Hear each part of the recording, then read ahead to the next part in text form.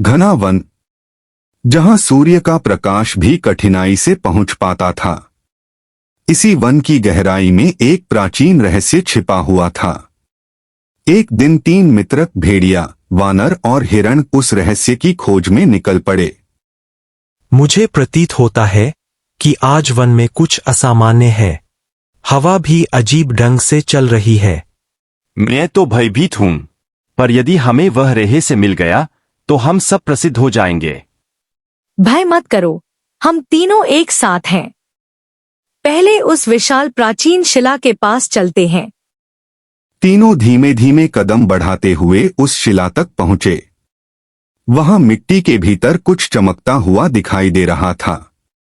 यह चमक कैसी है? क्या यहाँ कुछ छिपा हुआ है? लगता है यही वह रहस्य है। चलो मिलकर मिट्टी हटाते हैं। जैसे ही उन्होंने मिट्टी हटाई, एक स्वर्णिम द्वार प्रकट हुआ। द्वार पर वन के राजा गरुड़ का चिन्ह बना हुआ था। यह स्वर्ण द्वार, क्या हमें इसे खोल देना चाहिए?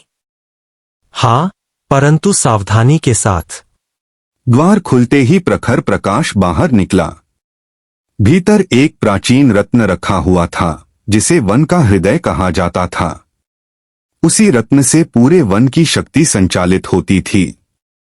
हमें इस रत्न की रक्षा करनी चाहिए। वन के शत्रु अवश्य इसकी खोज में होंगे। यह अब हमारी जिम्मेदारी है। इस प्रकार तीनों मित्रों ने वन का रहस्य प्राप्त किया और उसकी रक्षा का प्रण लिया। वन का हृदय प्राप्त कर लेने के बाद भी उनकी यात्रा समाप्त नहीं हुई थी। असली खतरा तो अब शुरू होने वाला था। वन के छाया प्राणियों को उस रत्न की भनक लग चुकी थी।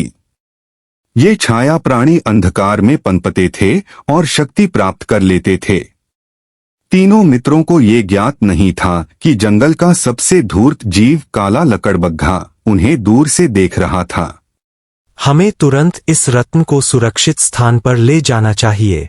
यहाँ देर करना उचित नहीं। पर कहाँ? जंगल विस्तृत है और शत्रु अनजाने। मेरे दादाजी कहते थे कि उत्तर दिशा में एक प्राचीन वृक्ष है। उसे जीवतरु कहते हैं। वह सदियों से वन की रक्षा करता आया है। शायद वही हमारी सहायता करे। तीनों मित्र उत्तर दिशा की ओर चल पड़े। मार्ग कठिन था, कांटों से भरी झाड़ियां, कीचड़ और अंधेरी घाटियां। कई बार उन्हें अजीब आवाजें सुनाई देती, मानो कोई उनका पीछा कर रहा हो। रुको, मुझे कुछ सुनाई दे रहा है। कोई हमारे पीछे है।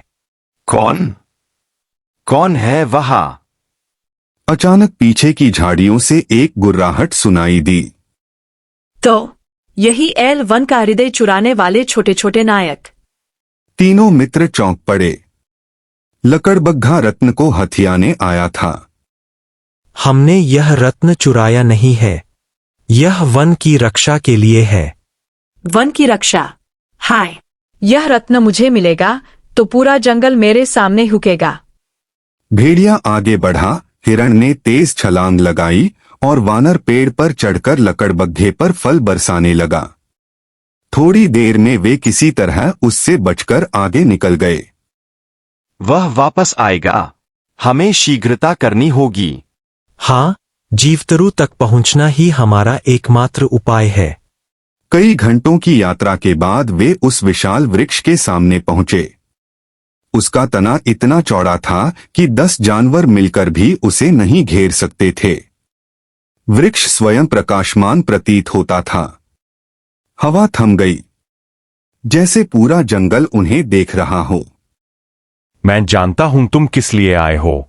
वन का हृदय खतरे में है। हे जीवतरु, कृपया हमारी सहायता करें। अंधकार बढ़ रहा है। रत्न को मेरे मूल में स्थापित कर दो, तभी इस वन की सुरक्षा पुनः जागृत होगी। उनके रत्न रखते ही वृक्ष चमक उठा। प्रकाश की लहरें पूरे जंगल में फैल गईं। काला लकड़बग्घा, जो पीछा करते करते वहां पहुंचा था, उस प्रकाश के सामने टिक न सका। वह चिल्लाते हुए अंधकार में विलीन हो गया।